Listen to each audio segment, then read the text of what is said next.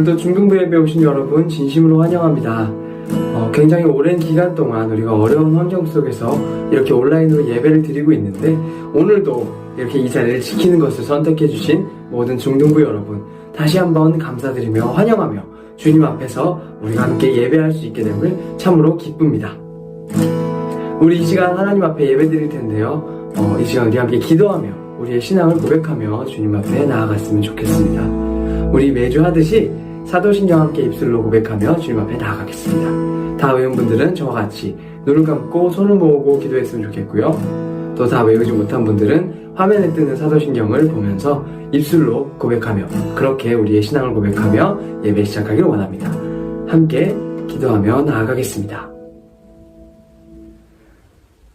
나는 전능하신 아버지 하나님, 천지의 창조주를 믿습니다. 나는 그의 유일하신 아들 우리 주 예수 그리스도를 믿습니다. 그는 성령으로 잉태되어 동정녀 마리아에게서 나시고 본디오 빌라도에게 고난을 받아 십자가에 못 박혀 죽으시고 장사된 지 사흘 만에 죽은 자 가운데서 다시 살아나셨으며 하늘에 오르시어 전능하신 아버지 하나님 우편에 앉아 계시다가 거기로부터 살아있는 자와 죽은 자를 심판하러 오십니다. 나는 성령을 믿으며 거룩한 공교회와 성도의 교제와 죄를 용서받는 것과 몸의 부활과 영생을 믿습니다. 아멘. 아멘. 우리 이 시간 하나님 앞에 기쁨으로 찬양하며 나아가기를 원합니다. 우리의 친구 되시고 우리의 영원한 주인이시자 우리의 영원한 아버지 되신 그 주님을 마음을 다해 찬양하며 나아갑니다. 상황이 허락하는 분들은 있는 자리에서 박수치며 함께 목소리 높여 찬양했으면 좋겠습니다. 함께 고백하겠습니다.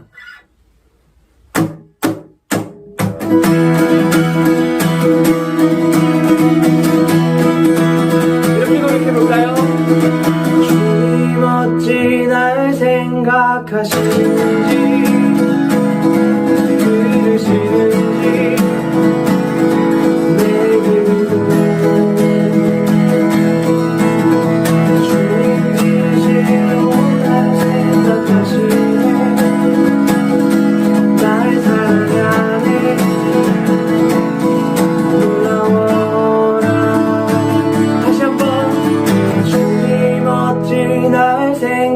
생각하시는지 들으시는지 내 기도 주님 진실로 날 생각하시네 날 사랑하네 놀라워라 놀라워라 나는 주의 친구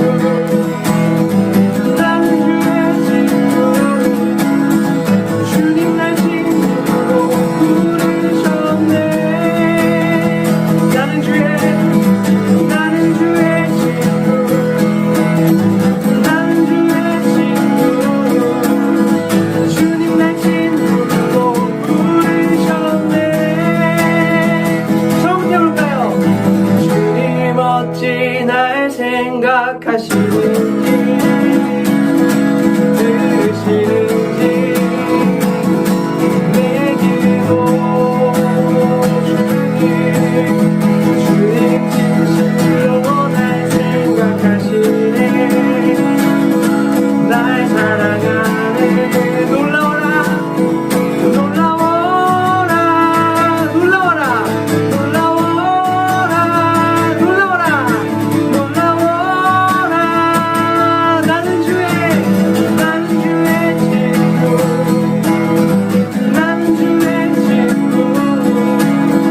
주님 날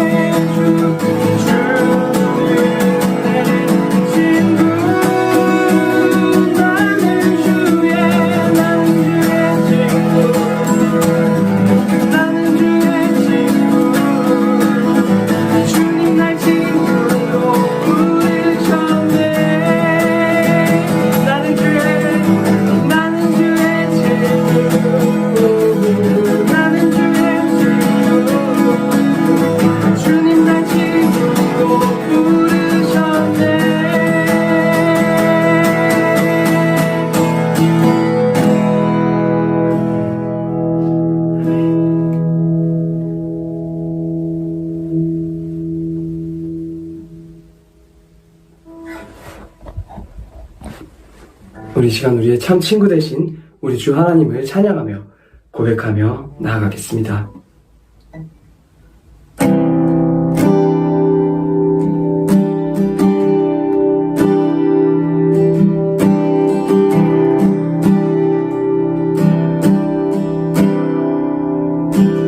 나 지금 갈고리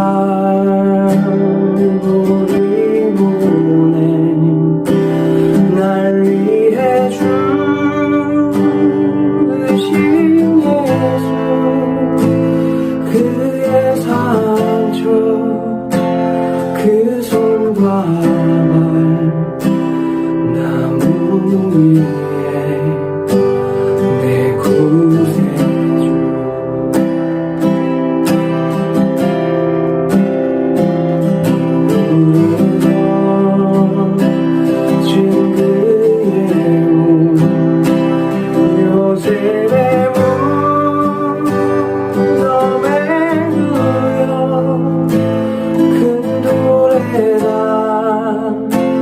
젖은 무덤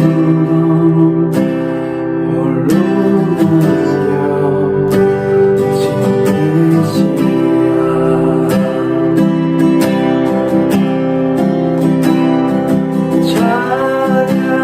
찬양하세 높으신 이름 찬양하세 영원토록 끝이 없는 주 향한 노래 오주 내 하나님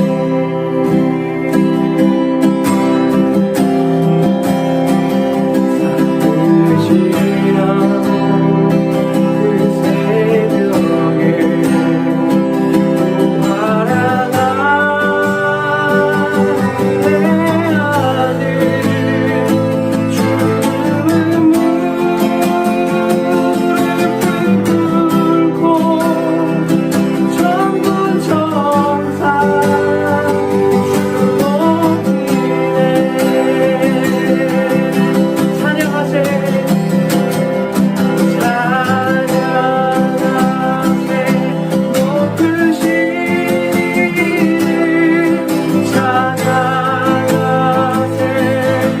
영원토록 끝이 없는 주 향한 노래 오주 내 하나님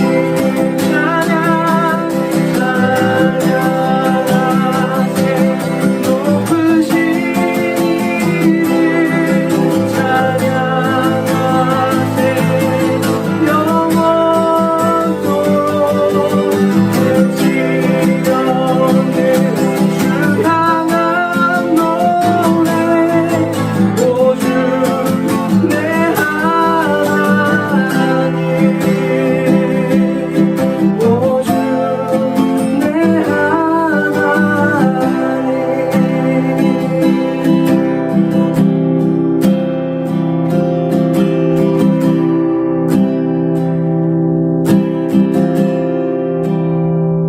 어둠 뚫고 빛 가운데 흰 옷 입은 영광의 왕 그와 함께 나 올라가 주 얼굴만 바라보네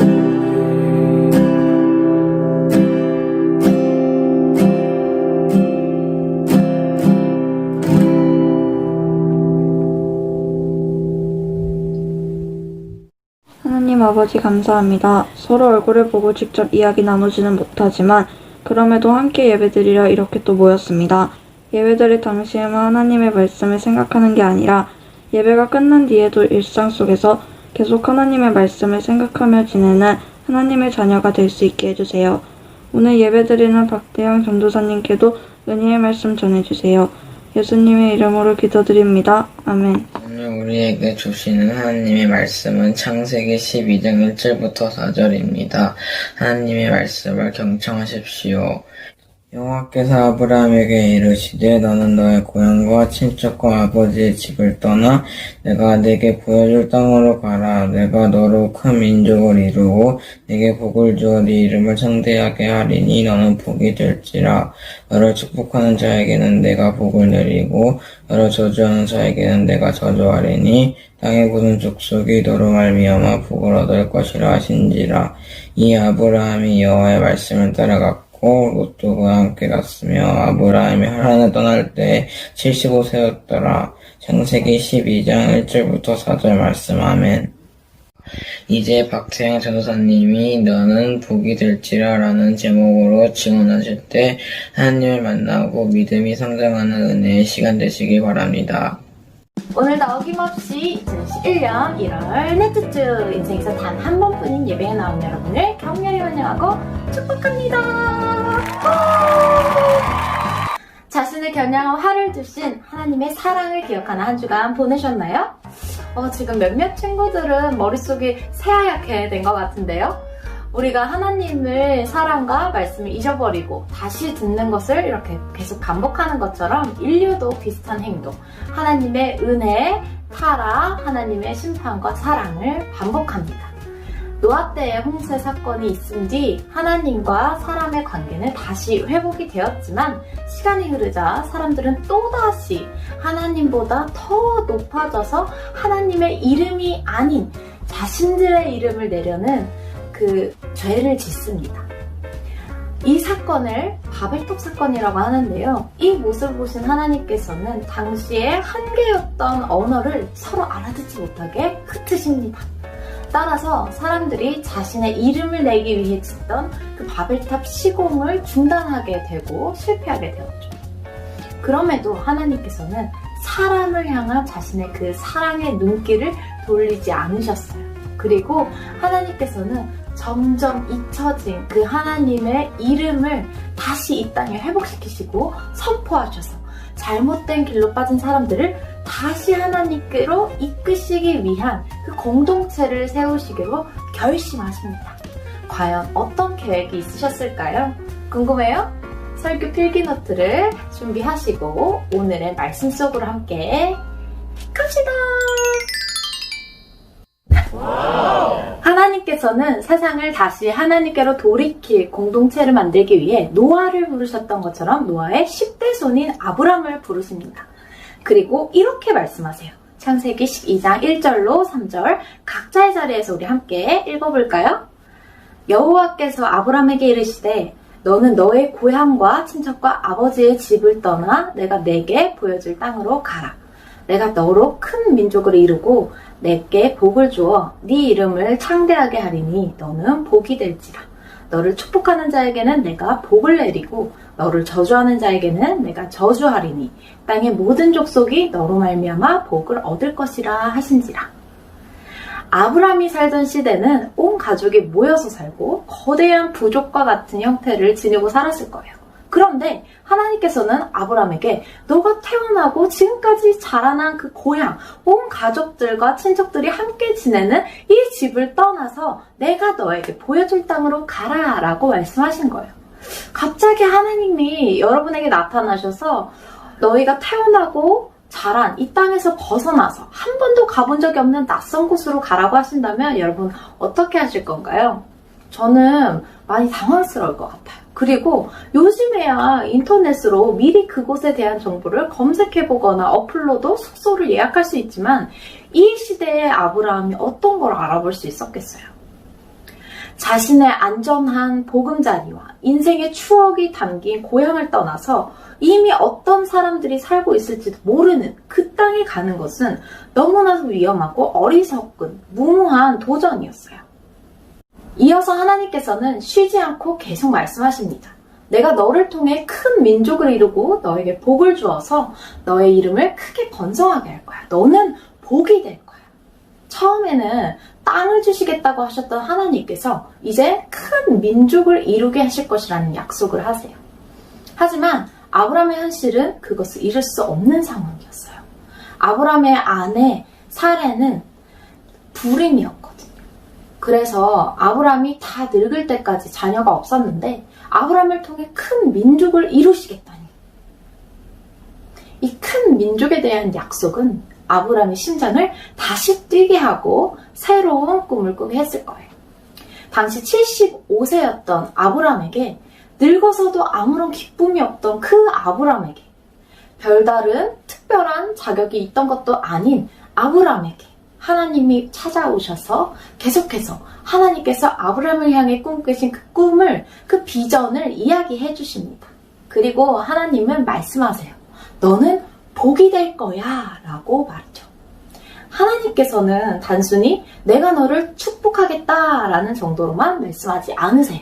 아예 복의 근원이 될 거라고 말씀하세요. 어떻게 사람이 복의 근원이 될 수 있을까요? 바로 아브람을 축복하는 자에게는 하나님께서 복을 내리고 아브람을 저주하는 자에게는 하나님께서 저주할 것이기 때문인 거죠. 그리고 하나님께서 아브람을 통해 주신 축복은 단지 소수가 받을 그 복에서 그치는 것이 아니라 이 땅의 모든 족속까지 퍼져요. 여기서 하나님의 계획이 드러나는데 이 아브람이라는 사람을 통해서 그 가정을 통해서 하나님은 온 세상이 복을 얻게 되기를 꿈꾸고 계신 거예요. 아브람이 축복의 통로가 되는 것이죠. 이렇게 하나님께서 약속하시고 말씀하시는 하나님을 통해서 우리가 알 수 있는 하나님의 성품이 있어요. 첫 번째, 하나님께서는 사람과 함께 사람을 통해 일하신다는 거예요. 하나님께서는 말씀하시는 것으로 온 세상을 창조하실 수도 있는 그런 능력을 가지신 분이시지만, 그리고 그렇게 혼자 다 일하실 때 더 완벽하게 모든 것을 진행하시고 완성하실 수 있으시지만, 하나님께서는 자신이 사랑하시는 여러분과 함께 일하고 싶어 하세요. 이 사진은 엄마가 자녀랑 함께 요리하는 모습이에요. 너무 아름다워 보이지 않나요, 여러분?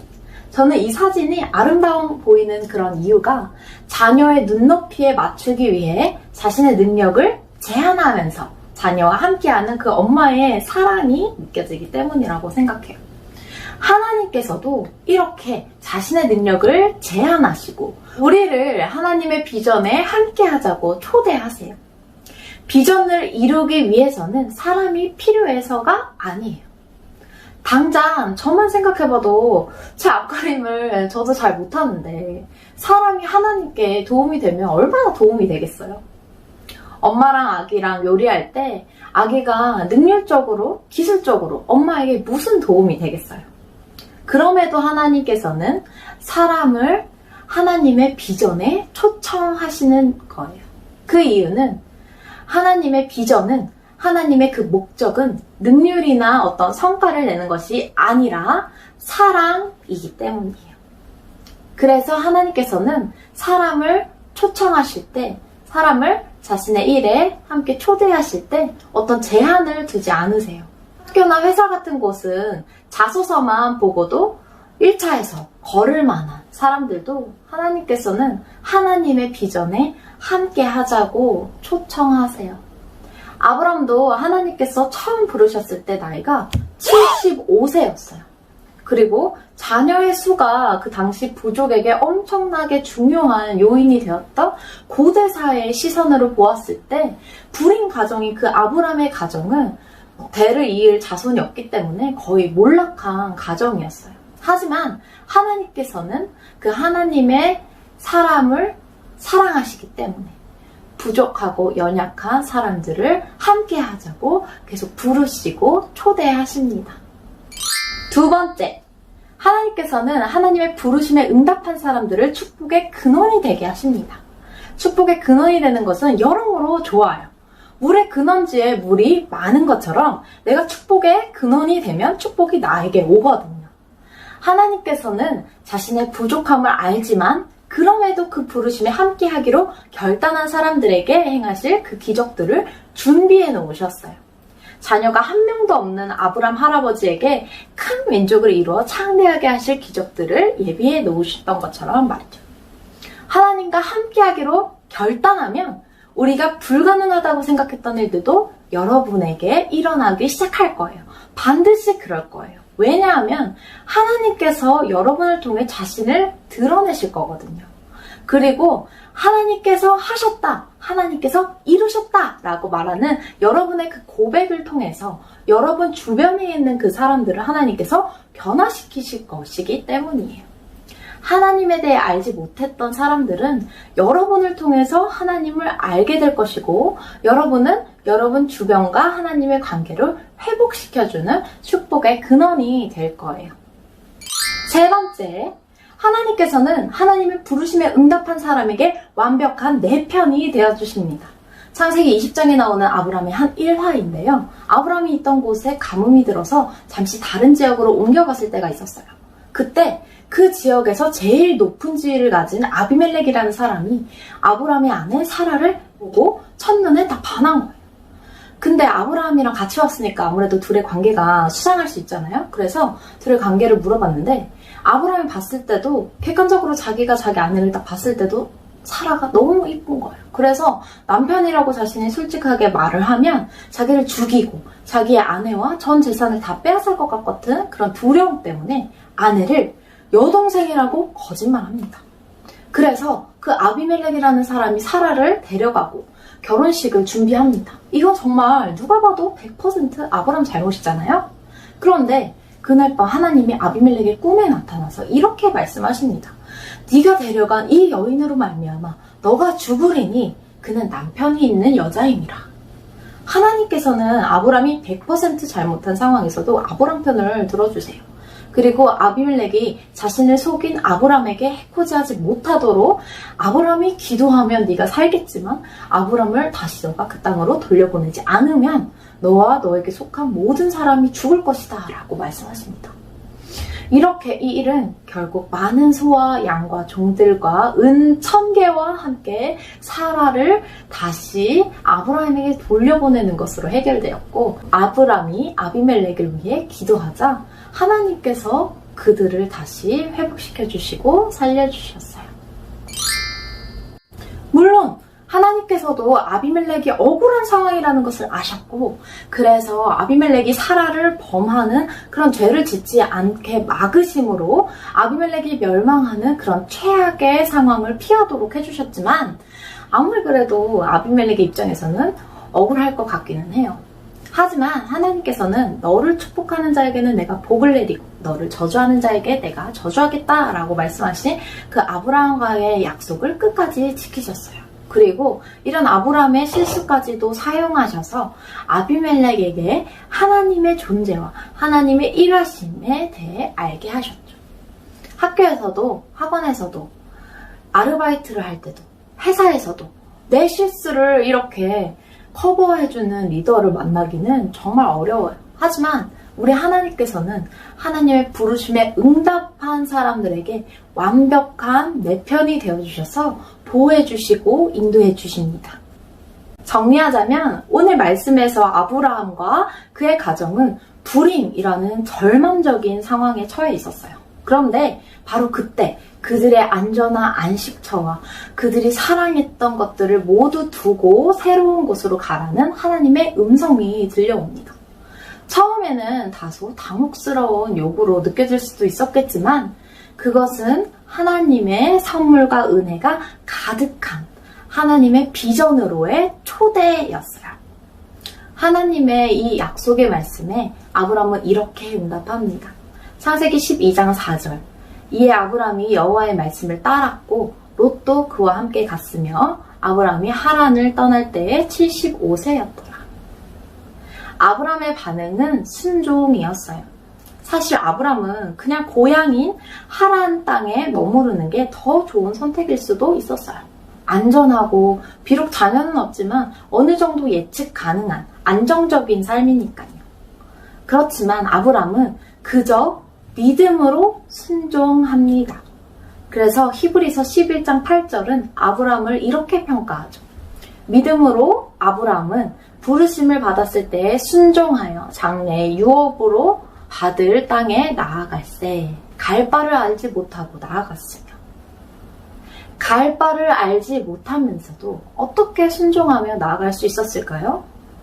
우리를 순종의 길로 나아가게 하는 것은 바로 믿음이에요. 사실 어쩌면 아브람도 처음 가나안 땅을 향해 떠났을 때, 그리고 그곳에 살면서도 믿음이 흔들렸을 때가 있었을 것 같아요. 가나안 땅에는 이미 가나안 사람들이 터를 이루어서 살고 있었고, 아브람은 그곳에서 제단을 쌓고 하나님께 예배드리긴 했지만 점점 더 남쪽 지역으로 내려갔거든요. 점점 남쪽으로 내려가봤자 더 사막만 펼쳐질 땅인데도 말이죠. 하지만 그러한 과정에서도 하나님께서는 아브람에게 아비멜렉의 사건을 통해 하나님께서 완벽한 아브람의 편임을 알고 의지하게 하셨고, 아브람이 100세가 될 때에는 불임이었던 그 아브람의 가정에 아들을 주심으로 하나님을 더욱더 신뢰하게 하셨고, 그리고 또한 다양한 일들을 통해서 자신의 복의 근원이 되게 하신 그 하나님을 바라보게 하셨어요. 믿음의 여정에서 아브람이 그랬던 것처럼 우리는 흔들릴 수 있지만 하나님께서는 그런 우리의 모습을 보시고, 쟤 안 되겠네. 쟤 또 흔들리네. 다른 애 부를 걸 그랬나? 이러시는 게 아니라 계속해서 우리에게 신뢰를 주시고 붙들어 주세요. 아브람을 부르시고 비전을 공유하신 하나님께서는 오늘 우리도 하나님의 그 비전 가운데로 초대하고 계십니다.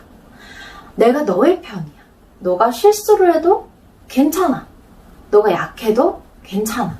너의 뒤엔 내가 있어. 내가 지켜줄게. 너는 복의 근원이 될 거야. 라고 말씀하시면서 말이죠. 이번 한 주간의 삶에서는 아브람처럼 하나님의 부르심에 예스로 반응하고 순종하며 믿음의 여정을 이어가는 저와 여러분들이 됩시다. 결단기도 하겠습니다. 가진 것도 없고 할 줄 아는 것도 별로 없지만 우리를 사랑하셔서 하나님의 비전에 함께 하자고 우리를 초대하시는 하나님. 주님의 그 은혜와 사랑에 감사합니다. 이 시간 우리가 아브람처럼 하나님의 그 부르심에 응답하며 믿음의 여정 가운데로 나아가길 원합니다. 아브람이 모든 것을 내려놓고 하나님의 말씀을 따라갔던 것처럼 내가 주저앉고 싶은 나의 습관으로부터, 내가 안정적이라고 생각했던 모든 환경과 내가 사랑했던 모든 것을 이제 모두 내려놓고 하나님의 말씀만을 따라 하나님을 믿는 믿음만을 따라가길 결단합니다. 우리가 한 주간 살면서 또 흔들리고 하나님을 순간순간 잊어버릴 수도 있겠지만 이 믿음의 여정 가운데 하나님께서 계속해서 우리를 붙들어 주시고 우리의 편이 되어 주셔서 우리를 보호해 주세요.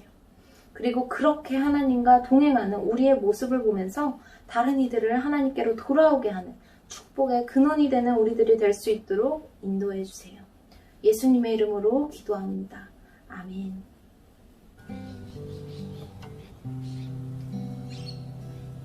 하나님은 너를 지키시는 자, 너의 우편에 그늘 되시니 낮의 해와 밤의 달도 너를 해치지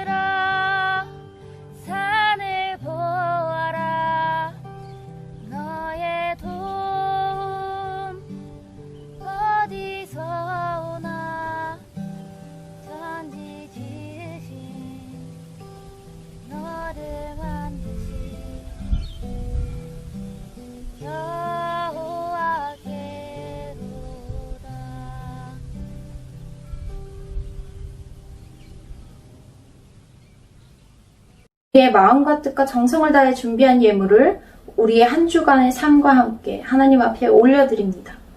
우리가 주님 앞에 올려드린 모든 마음과 정성과 시간과 물질에 주님 크신 손을 펼치자 복에 복을 더하여 주시고 하나님의 눈길이 가는 곳에 하나님의 마음이 닿는 곳에 귀하게 사용되게 해주세요. 또한 이 물질이 사용되어지는 곳마다 하나님의 이름이 널리 선포되게 하시고 하나님께서 주시는 평안과 기쁨이 그곳 가운데 넘쳐오르게 해주세요. 한 주간의 삶을 살아갈 때 하나님의 비전에 동참하는 자들로서 우리가 삶의 예배를 하나님 앞에 계속 이어갈 수 있도록 우리의 마음과 생각을 하나님께서 지켜주시고 우리가 복의 근원이 되어서 믿음으로 내딛는 곳마다 축복의 땅으로 변화시켜 주세요. 예수님의 이름으로 기도드립니다. 아멘. 이제 주님께서 알려주신 기도 함께 고백하시면서 삶의 예배 현장 가운데로 함께 나아가시겠습니다. 하늘에 계신 우리 아버지, 아버지의 이름을 거룩하게 하시며 아버지의 나라가 오게 하시며 아버지의 뜻이 하늘에서와 같이 땅에서도 이루어지게 하소서. 우리에게 일용할 양식을 주시고 우리가 우리에게 잘못한 사람을 용서하여 준 것 같이 우리의 죄를 용서하여 주시고 우리를 시험에 빠지지 않게 하시고 악에서 구하소서. 나라와 권능과 영광이 영원히 아버지의 것입니다. 아멘. 적용하기입니다. 1번. 오늘 말씀을 통해 알게 된 하나님의 성품 3가지에 대해서 한번 적어보면 좋겠습니다. 전사님이 아까 설교할 때 첫 번째, 두 번째, 세 번째 이렇게 말한 하나님의 성품 어떤 것이 있었는지 한번 기억을 떠올려보며 적어보세요. 2번. 내가 떠나야 할 나의 안식처, 내가 사랑하는 것은 무엇인가요? 아브라함은 자신이 75년 동안 태어나고 자란 곳, 사랑하는 친척들도 내려놓고 하나님의 말씀을 따랐어요. 아브라함이 내려놓은 것처럼 내가 내려놓아야 할 것은 무엇일까요? 우리가 내려놓아야 하나님의 말씀을 쫓을 수 있고 우리가 내려놓을 때야 비로소 하나님께서 우리를 위해 준비한 축복과 기적을 행하실 수 있어요. 왜냐하면 우리가 내려놓지 않았을 때 복을 주시게 되시면 우리가 내려놓지 않았을 때 복을 주시게 되시면 하나님께서 주신 걸 우리가 알면서도 우리는 그것을 내 힘으로 내가 이루었다 라고 말하면서 하나님의 영광을 우리가 가로채는 그런 죄를 지을 수도 있거든요. 우리가 죄악에 빠질 수도 있는 기회를 하나님께서 주실 리가 없으시겠죠. 그래서 하나님은 우리가 내려놓지 않으면 기적을 행하지 않으시고 못하세요. 하지만 우리의 것을 하나님 앞에 우리가 겸손히 내려놓았을 때, 하나님 앞에 우리의 것을 모두 드렸을 때 우리가 생각하지 못했던 더 큰 축복과 위로를 하나님께서 우리에게 풍성히 채워주세요. 적용하기 꼭 설교 필기노트에 작성해 주시고 담임 선생님께 인증해 주세요. 계속해서 광고 시청하시길 바랍니다. 첫 번째 광고입니다. 오늘도 줌 반별 모임이 있습니다. 여러분 먼저 핸드폰이나 인터넷에 깔려있는 줌 어플을 업데이트 해주시면 소그룹을 스스로 신청할 수 있도록 창이 이렇게 뜹니다. 그럼 여기에서 각자 반을 선택해주시면 소그룹 회의실로 이동이 됩니다.